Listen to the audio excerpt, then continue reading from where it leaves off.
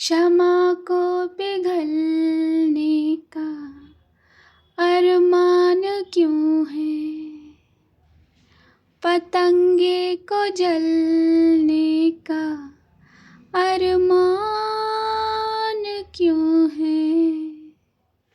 इसी शौक का इम्तिहान जिंदगी है, इसी शौक का इम्तिहान जिंदगी है। तो से नैना लागे पिया सांवरे, नहीं बस में अब ये जिया सांवरे। बस इससे ज़्यादा नहीं।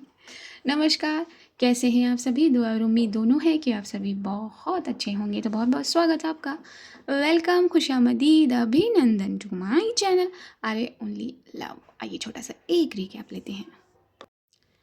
गीतिका के बाथरूम में चले जाने के बाद जब पांडा अपने बेड पर थी तो उसे अगेन एक अननोन नंबर से कॉल आया था। कॉल उसने फिर से रिसीव किया था और सामने से कोई भी आवाज़ नहीं आई थी। आवाज़ आई थी तो बाथरूम से गीतिका की, चिल्लाकर कहा था, मुझे साड़ी वाड़ी पहनना नहीं आता।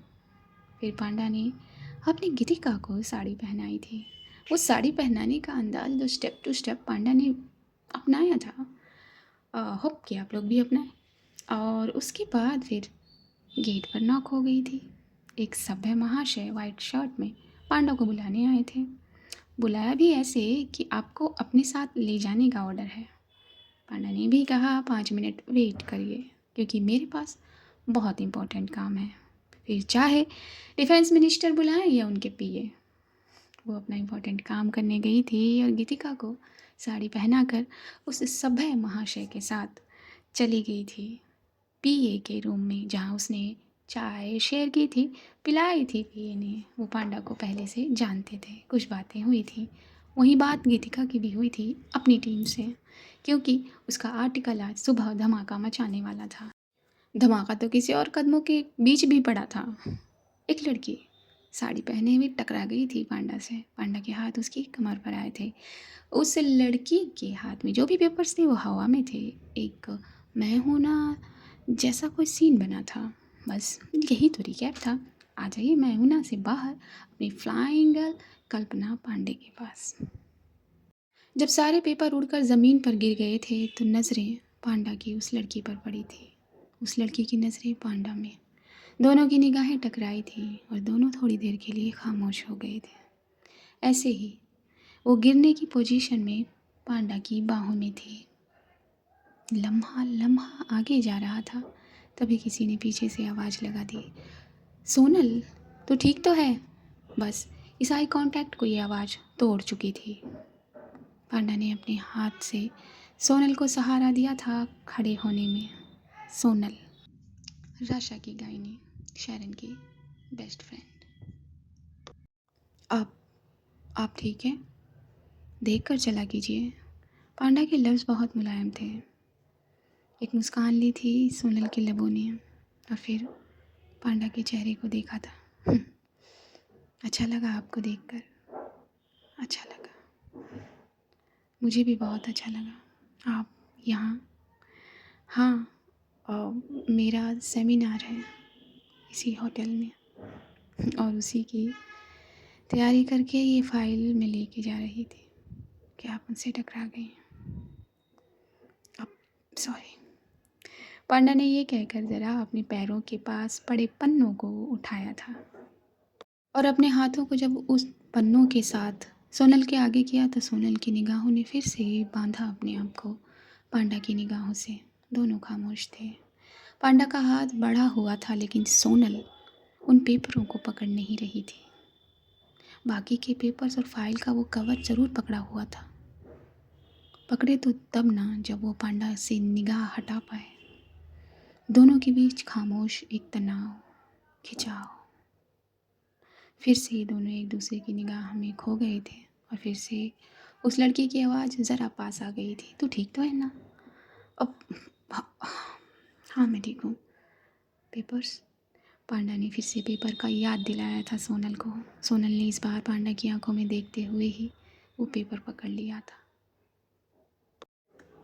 तो आप इस अवार्ड तक पहुंच ही गई। पहुंच गई।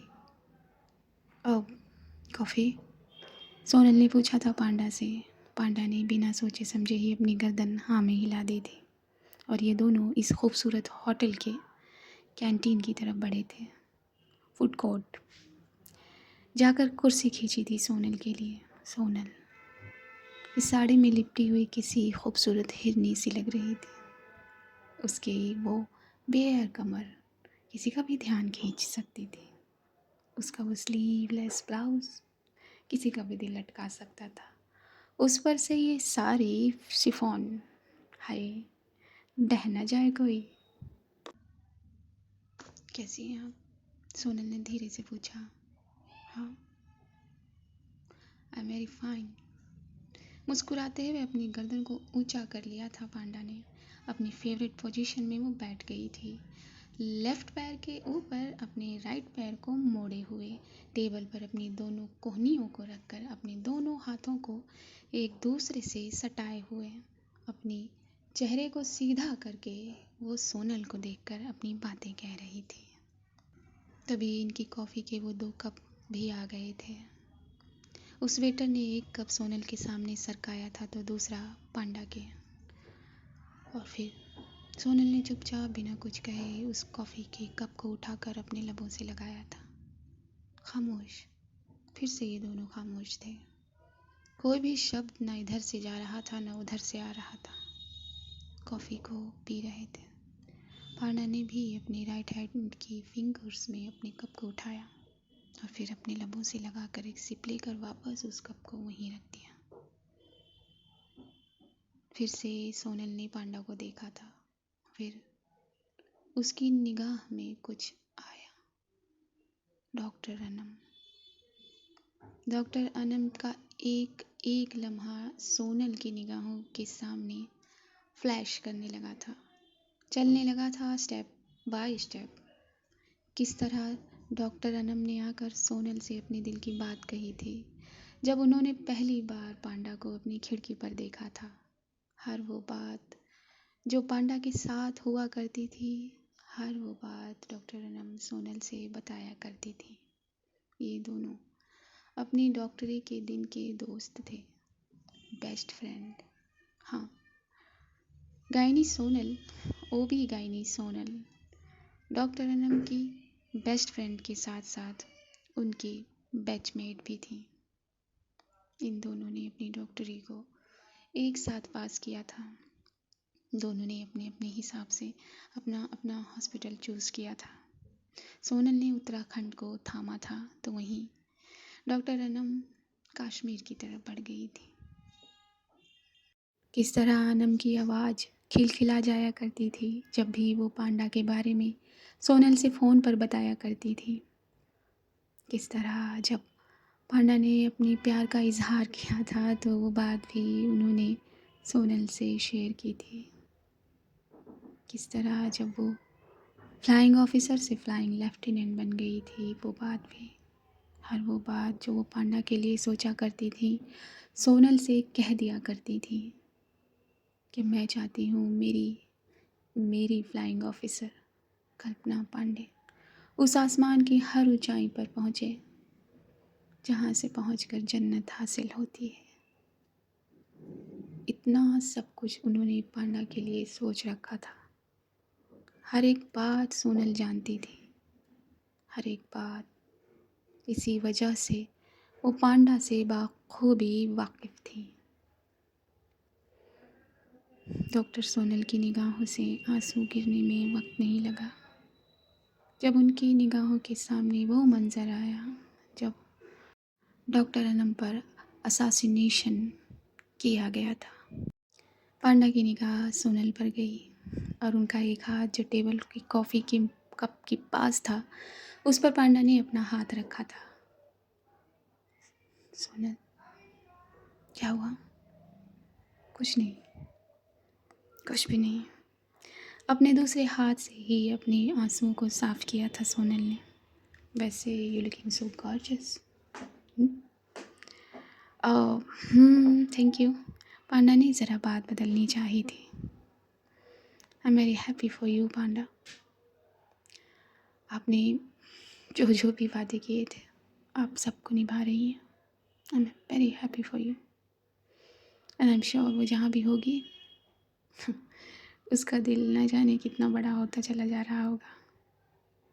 हाँ, जानती हूँ मैं, वो जहाँ भी होंगी मुझ पर नाज ही होगा उन्हें, और मैं यही चाहती हूँ। लेकिन मैं जब तक चैन से नहीं बैठ सकती जब तक मैं उसे ख़त्म न कर लूँ। अपनी बात कह रही थी जब पांडा, तो उसकी आंखों में साफ साफ झलक रहा था कि वो आदमी जब भी मिलेगा पांडा से सांसों की भीख मांगने का शायद उसे वक्त भी न मिले। इसी तरह वो सेमिनार कब तक है? पांडा ने पूछा सोनल से।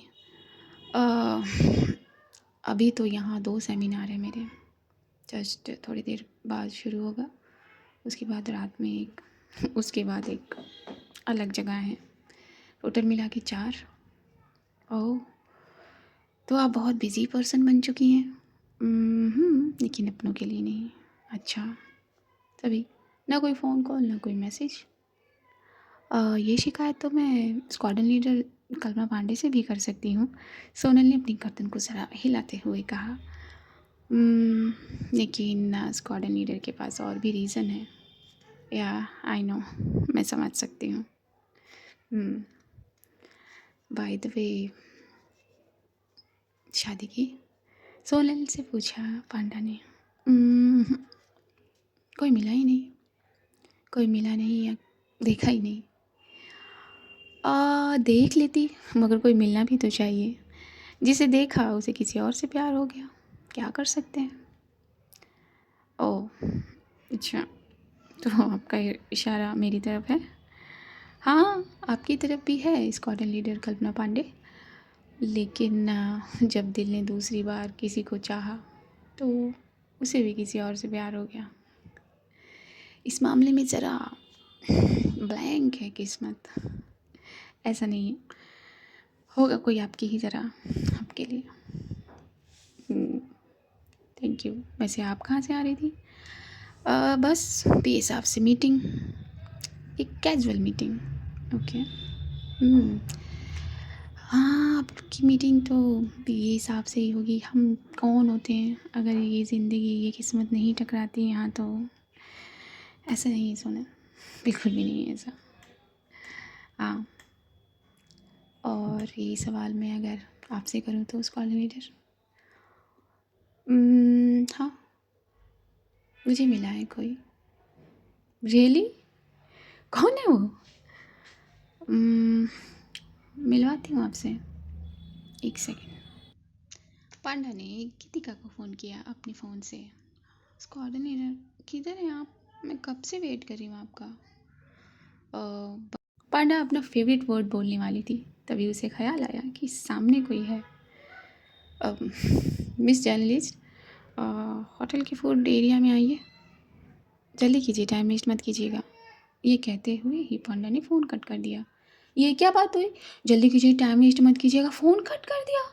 अब मैं नहीं छोड़ूंगी स्क्वाड्रन लीडर को, ये कहते हुए अपनी मुट्ठियों को बांधा था गीतिका ने और अपना पैर पटक दिया था और वो फूड कोर्ट की तरफ बढ़ने लगी थी। सोनल और पांडा बात ही कर रहे थे कि गीतिका की कदम फूड कोर्ट की तरफ बढ़ चुके थे। उसने एक कदम लिया और ज़रा इधर उधर देखने लगी थी। ये होटल बहुत उच्च स्तरीय था, इसलिए यहाँ उतनी भीड़ नहीं थी, लेकिन हर टेबल खाली भी नहीं था। गीतिका ने अपनी नज़रों को सर्चिंग मोड पर डाला था और फिर उसे अपनी स्क्वाड्रन लीडर मिल गई थी, जबकि पांडा का बैग उसकी निगाहों में आया था। फट से उसके कदम आगे की तरफ बढ़े थे और जैसे ही मुस्कुराती हुई सोनल का चेहरा उसकी निगाहों के सामने आया, गीतिका के कदम रुक गए और वो टेबल के पास ही खड़ी हो गई। न उसने पांडा को आवाज़ लगाई, न पांडा के कंधे पर हाथ रखा। तभी सोनल की निगाह उस पर गई। जी, जब सोनल ने ये कहा तो पांडा की गर्दन बाहिनी तरफ घूमी और उसकी नज़र गीतिका पर अटकी जो सोनल पर ही थी। सोनल पर उसका होश जरा बहकने लगा था। क्या हुआ? बैठिए मिस जर्नलिस्ट। बैठिए। गीतिका बैठने लगी थी पांडा के कहने पर। वहाँ नहीं, मेरे पास बैठिए। अपनी बाहिनी तरफ वाली कुर्सी पर इशारा किया था पांडा की निगाहों ने। गीतिका के उन कानों के ईयरिंग ने पांडा का दिल खींच लिया था और सोनल पांडा की निगाह बराबर समझ गई थी कि क्या है और क्या नहीं। गीतिका के चेहरे पर पांडा की निगाहें अटक गई थीं और पांडा को देखते ही गीतिका अपनी साड़ी के पल्लू को ठीक करने लगी थी। रहने दीजिए, वो नहीं निकलेगा। पिनअप किया हुआ है ना? अब क्या हुआ? ये चेहरे का रंग क्यों उड़ा हुआ है? हुँ? मैं तो सुर्खपन के साथ छोड़कर आई थी ना। फिर हाँ, लगता है इन्होंने मुझे आपके साथ देखकर ये चेहरे का रंग उड़ा लिया है, सोनल ने कहा था। अब नहीं, ऐसी बात नहीं है। हाय, आई एम सोनल, ओबीगाइनी सोनल। ये कहते हुए सोनल ने अपना हाथ बढ़ा दिया था। और मैं भीमताल के एक हॉस्पिटल में वर्क करती हूँ। मेरा एक छोटा सा क्लिनिक भी है। Geetika Chauhan, I am a journalist और वैली स्पोर्ट में मेरा आर्टिकल छपता है। शायद मैंने आपका नाम कहीं सुना है, लेकिन इतना याद नहीं आ रहा। क्या बात कर रही हैं आप? सोनल, सोच समझ कर बोलिए, वरना आपको मालूम नहीं ये फिर क्या क्या कहने का मतलब है? कुछ नहीं। पूरा पूरा परिचय दीजिए अपना मिस जर्नलिस्ट। पूरा परिचय। पूरा परिचय। यह है गीतिका चौहान।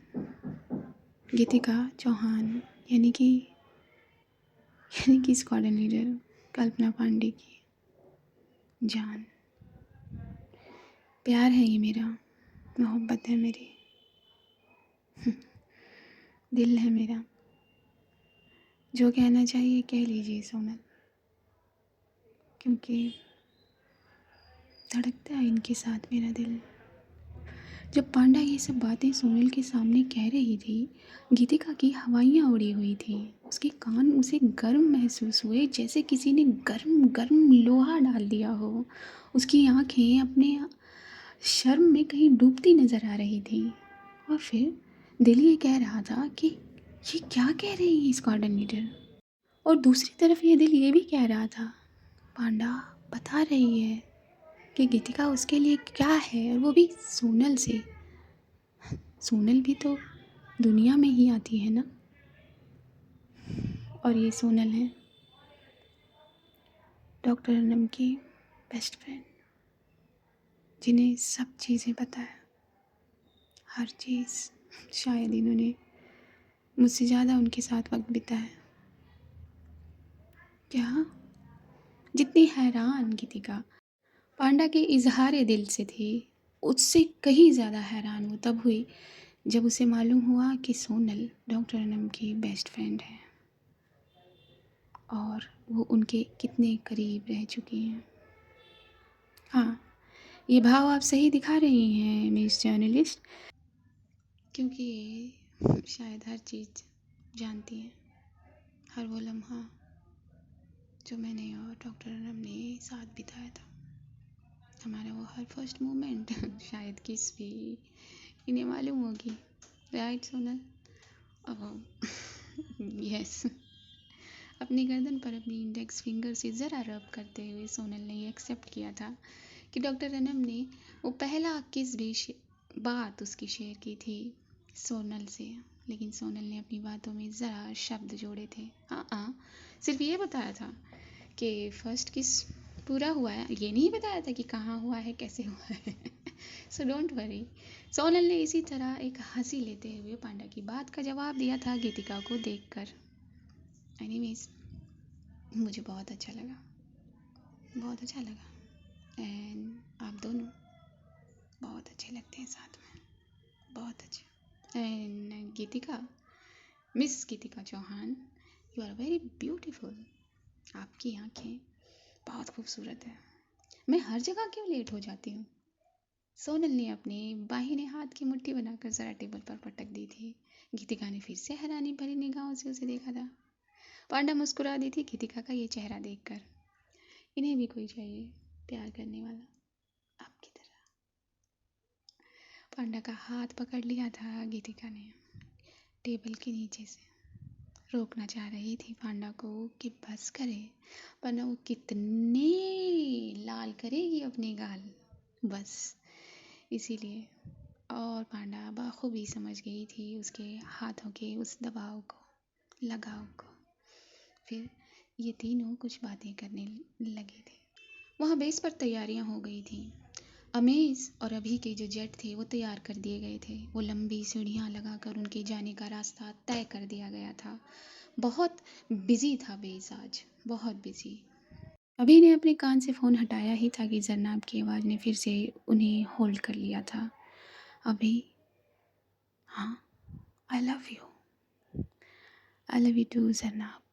और आप फिक्र मत करिएगा, कुछ नहीं होगा। बस दुआ करते रहिए जी। और जनाब, अब तो आदत हो जानी चाहिए। और हाँ, ये बात मत भूलिए कि आप मुझसे भी ज़्यादा बहुत बहुत बहादुर हैं।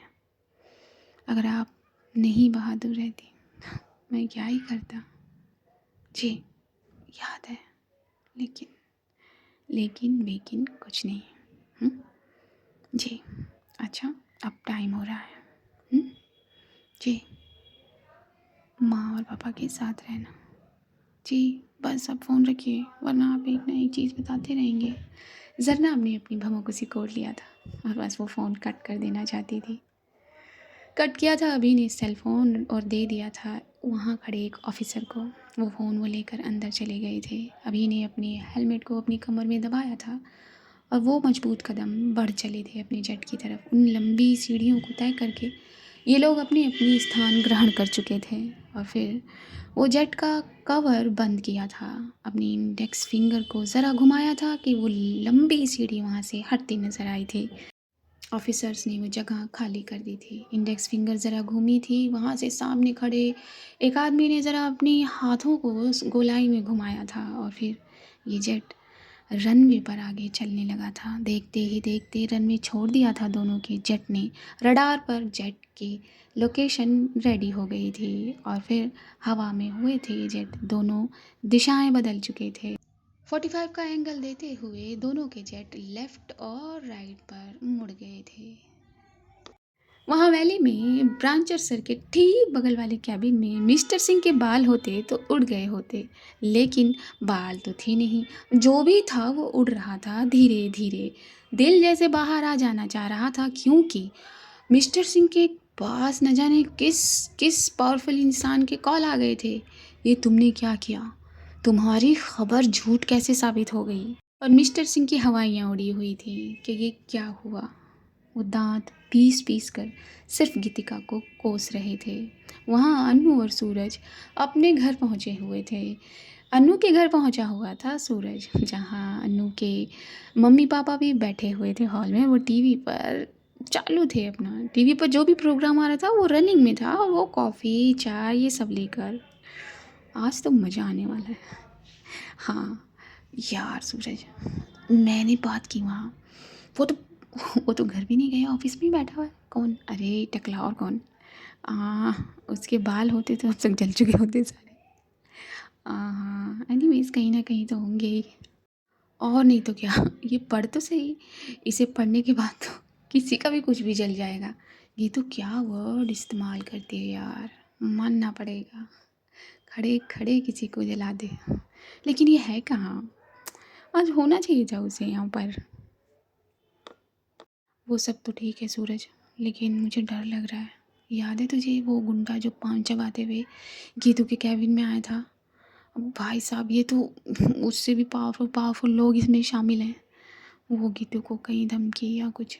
अरे कुछ नहीं होगा, रिलैक्स। ये तो हमारी बहुत ब्रेव है और हम है ना उसके साथ, सो डोंट वरी। अभी तो चुपचाप से हम स्क्वाड लीडर को देखते हैं टीवी पे। हाँ चल। सोफे पे अपनी कमर सीधी कर ली थी इन लोगों ने और अपनी निगाहों को अपनी अपनी टीवी सेट पर लगा दिया था। आप लोग अपनी अपनी ध्यान को ज़रा अपनी अपनी मोबाइल सेट से निकाल लीजिए, क्योंकि आज के भाग में इतना ही। क्या चाहते, बोलते चली जाऊँ बोलते चली जाऊँ? नहीं भाई नहीं, इतना नहीं बोल सकती। जितना बोला मैंने उतना बहुत है। तो बस मुस्कुराइए, भावें कि उसे कोड़ रहे हैं अपनी अपनी। मुस्कुराइए मुस्कुराइए मुस्कुराइए और ख्याल रखिए अपने पेरेंट्स का। दुआ करते रहिए अपने पेरेंट्स के लिए, सामने वाले के पेरेंट्स के लिए दुआ करते रहिए, नीडी चिल्ड्रंस के लिए दुआ करते रहिए, इंसानियत के लिए दुआ करते रहिए, हर उस प्रेग्नेंट लेडी के लिए जो अपने अंदर एक नन्ही जान को समाये हुए है और एक नन्ही जान को वजूद देने की कगार पर है। भगवान अपना प्रतिरूप बनाने की कगार पर है। और एक और बात, मदद कीजिए, मदद कीजिए किसी की भी कहीं भी, चाहे वो फुल स्टॉप जितनी ही छोटी क्यों ना हो। ये मत सोचिए कि मैं इस लेवल पर चला जाऊंगा तो फिर ये शुरू करूंगा या करूंगी।